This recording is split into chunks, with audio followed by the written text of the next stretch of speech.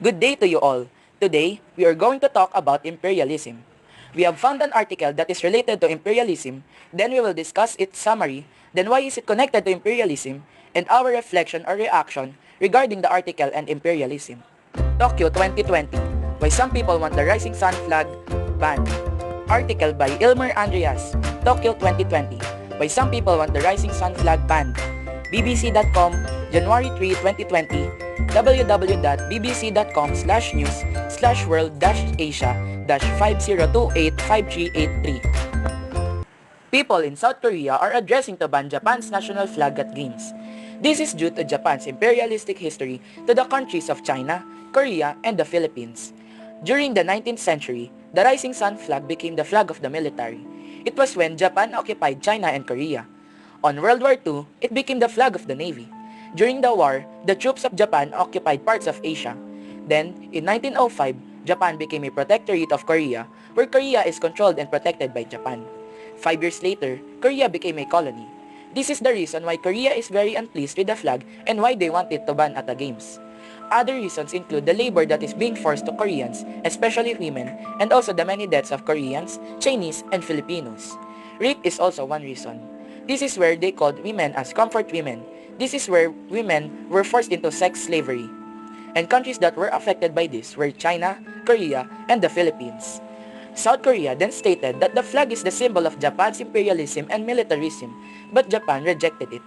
Some people say that it is like the Nazi, which caused terror to Europeans, but for Asians. Even in all of this pressure that is being given by South Korea, Japan is not doing any actions regarding the flag whatsoever. A foreign ministry even created an explanation with the history of the flag without any link to its purpose on World War II. The connection between this and imperialism is very simple. First, what is imperialism?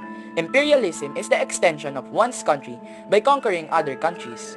There are 4 types: colonialism, sphere of influence, protectorate, and concession. World War I and World War II happened because of imperialism. If it was not for the imperialized countries that European countries created in many parts of the world, then it would not be a world war. If the war was only about Europe and European countries and no imperialized countries, then the war would only stay on Europe and not the chain reaction that happened. So what happened was, for example, the colony of Spain was in the Philippines. Then, the colony of Britain was in China. If Britain and Spain start a war, then Philippines and China will also declare war to fight for their imperialists. In World War I, Japan joined and created many colonies in Asia due to its power and military. Japan imperialized Philippines, Korea, and China, and abusing many things such as the rape of women. Due to the fact that China, Korea, and the Philippines are imperialized by Japan, enemies of Japan will come and attack the given countries. South Korea wants to ban Japan's national flag because it symbolizes Japan's military and navy during the World War II, which bring back the horrible and terrifying past that they have encountered. The military that raped and killed hundreds of thousands of people in the countries that it has colonized. Korea was declared as a Japanese protectorate, meaning Japan will control and protect Korea. China has sphere of influence, which means Japan has a part of China that it can control.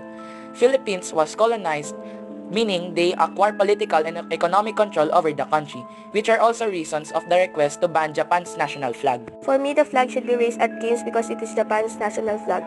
Even though I am a Filipino, I respect Japan's flag because they are leaving behind their dark past.